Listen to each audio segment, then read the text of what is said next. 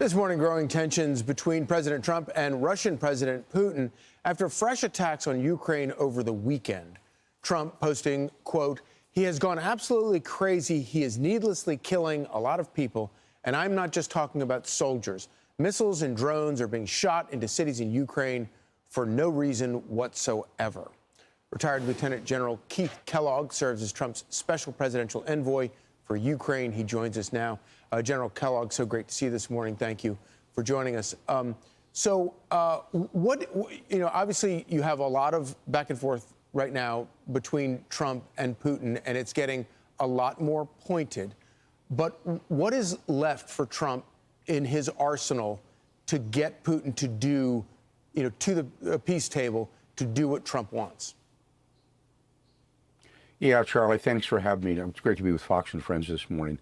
Look, he's doing a lot, and his frustration is understandable, because what's happened when you attack cities like that and indiscriminately kill women and children through missile attacks or drone attacks, that's a clear violation of the 1977 Geneva Protocol, which is designed to prevent that. Of course, the Geneva Convention that's the rules on warfare, and that was added on to it. The Russians have signed up to that.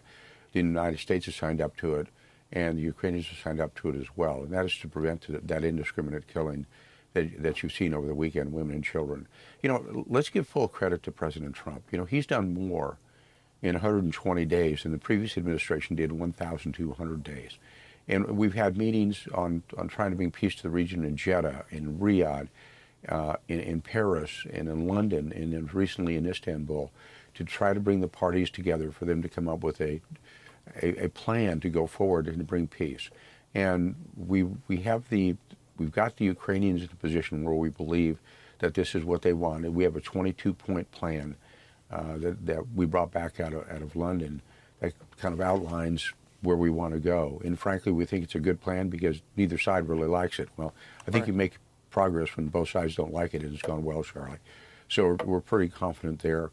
And I think when you ask what he needs to do, I think he just needs to keep at it. It's frustrating, I know that. But the only guy that can do this is President Trump. I really believe that. I've said that repeatedly on air. Right. That based on his personality, who he is, he's the one who can bring peace to the region.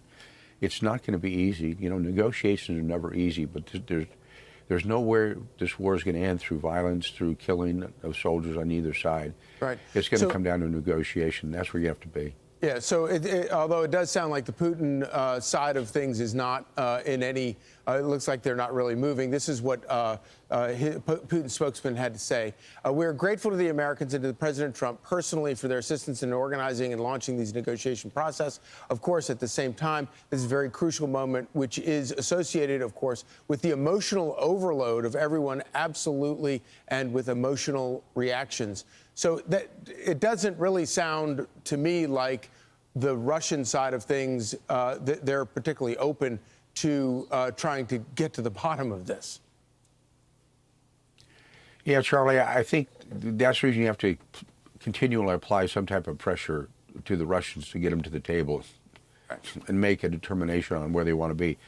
When President Trump spoke with President Putin a little over a week ago, the Russians said they were going to come up with what they call a memorandum. It's what I call a term sheet. What a term sheet means is, okay, this is how we get to peace. We've got that from the Ukrainian side.